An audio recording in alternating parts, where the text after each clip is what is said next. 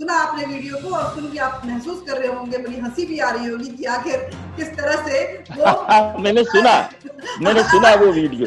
अलग अलग तरह से मुंह बना के कैमरा एंगल शिफ्ट कर करके वो जो बयान दे रहे हैं उसमें आखिर क्या घालमेल है। आपने ठीक बोला कि एजेंट राहुल गांधी वो चीन के एजेंट है, वो पाकिस्तान के एजेंट है, भारत के खिलाफ काम करते हैं। लेकिन आपको बता दें कि आखिर जब पैंगोंग लेक और गैलवान में चीन ने जो दुस्साहस की उसका क्या जवाब दिया, 30 के बदले हमने 43 मारे हैं। 43 चीनी को, जिसमें कि बड़ी मात्रा में उनके ऑफिसर्स थे।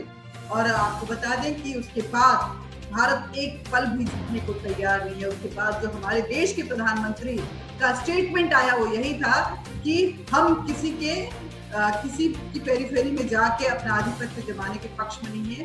भारत एक शांतिपूर्ण देश है, शांति चाहता है, अपने पड़ोसी देशों के साथ मित्रता चाहता है। लेकिन अगर हमारी तरफ से आंख उठाएगा तो हम ये भी बर्दाश्त नहीं करेंगे भारत की 1 इंच जमीन पे किसी की मजाल गिरने पे कब्जा कर ले। उसके बाद प्रधानमंत्री नीमो जाते हैं, वहां पे फिर वही बात वो दोहराते हैं। अचानक से उनका लद्दाख के बॉर्डर का दौरा होता है और जो जवानों के साथ मिलकर वो उत्साह बढ़ाते हैं, चाय पीते हैं। जिस तरह से उनका बॉडी लैंग्वेज, उनकी चाल, उनका एटीट्यूड जो दिखा रहा था वो साफ मैसेज दे रहा था चीन को कि चीन तुम संभल जाओ, हम तुम्हारे से अब नहीं डरते हैं। ये 62 की जमीन नहीं है, ये जमीन वो है जिस पर नरेंद्र मोदी जैसे पावरफुल नेता की स्ट्रैटेजी चलती है, जो कि विश्व में एक अपना परचम लहराता है। उसके बाद राजनाथ सिंह जो हमारे देश के रक्षा मंत्री है वो वहां पे गए और जिस तरह से जवानों ने बोले तो निहाल सत्र से, ये भी आप जरूर सुनिए, रोंगटे से खड़े करने वाली ये जो जवानों की बोली है आप जरूर सुनिएगा। राजनाथ सिंह किस तरह से बार बार उसको सुन रहे हैं और बार बार बोलेगी थोड़ी और ऊंची आवाज में।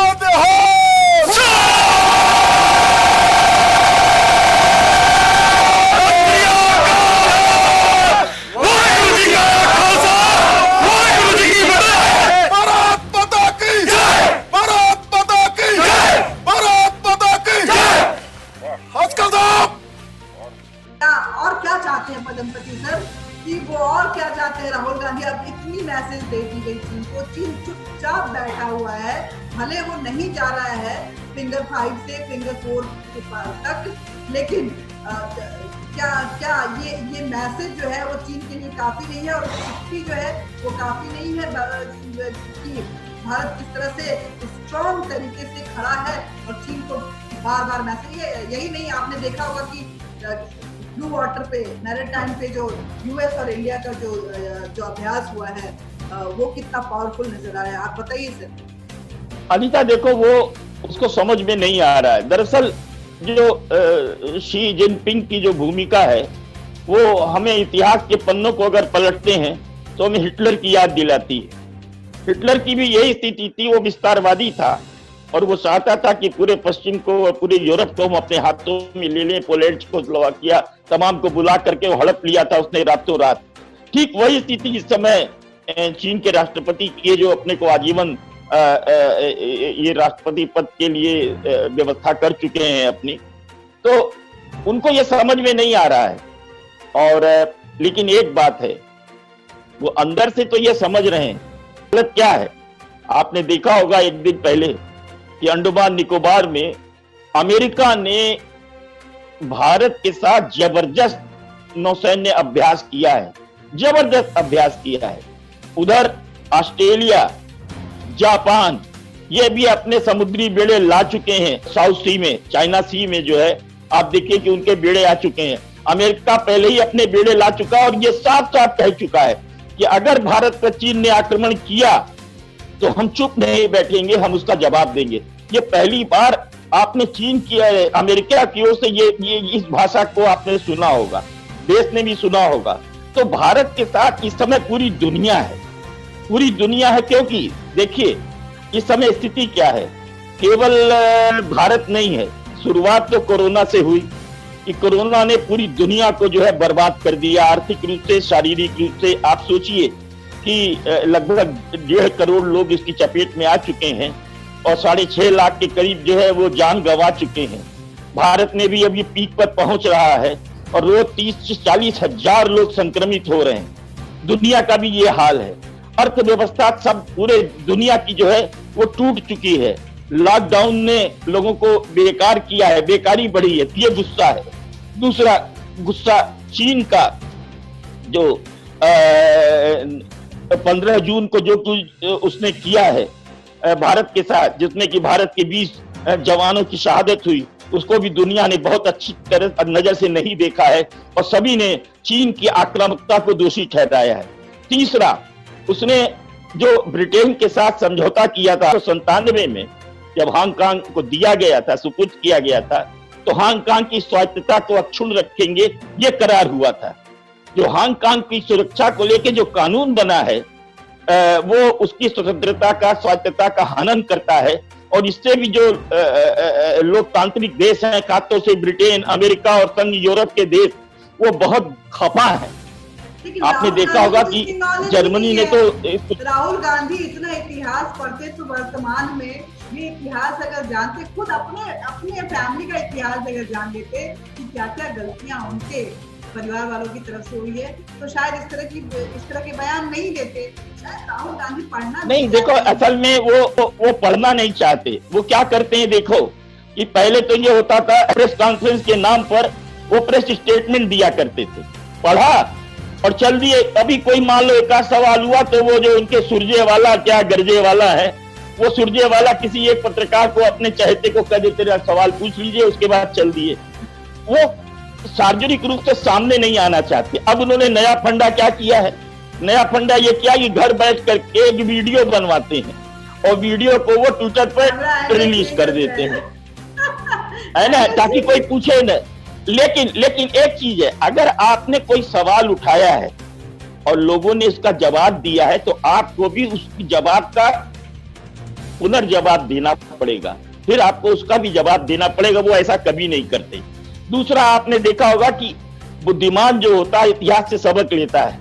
आप जितना गाली देते हैं नरेंद्र मोदी को, उतना ही आप अपना नुकसान करते हैं और मोदी जी के वोट बढ़ाते हैं।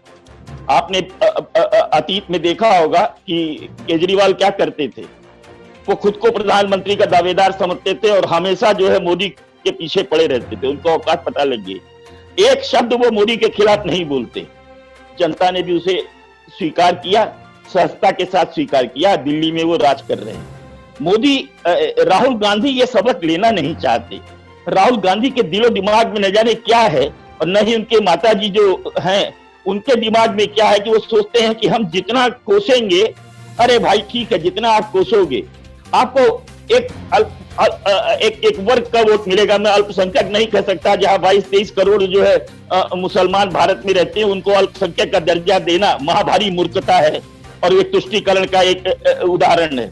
मैं ये नहीं कहता उनको वोट मिल जाएंगे, तो क्या उनके वोट मिल जाने से आप सत्ता में वापसी कर सकते हो? ये न भूलें कि 100 करोड़ से ज्यादा हिंदू हैं।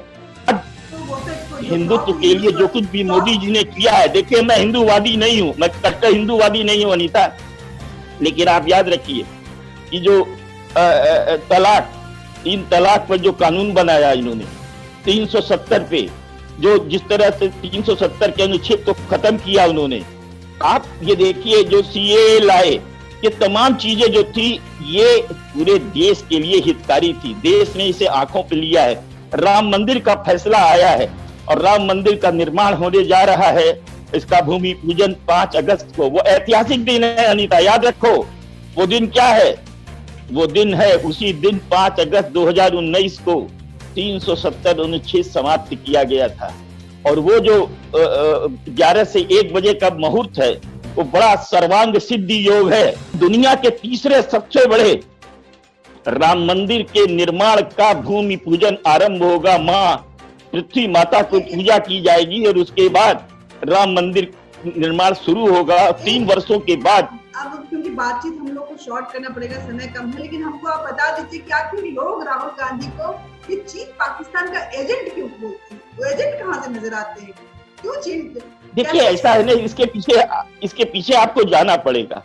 आपने देखा होगा कि जब तक यूपीए सरकार रही है, ये पिछले 10 वर्षों में, पाकिस्तान ने जहां मन चाहे बम फोड़े हैं, चाहे बाजार हो, चाहे मंदिर हो, चाहे गंगा घाट हो, चाहे वो कचहरी हो, चाहे वो बेकरी हो, चाहे वो ताजमहल हो, होटल हो, तमाम जगह मन चाहे अंदाज में बम फोड़े और भारत सरकार की ओर से शायद एक कदम भी नहीं उठाया गया।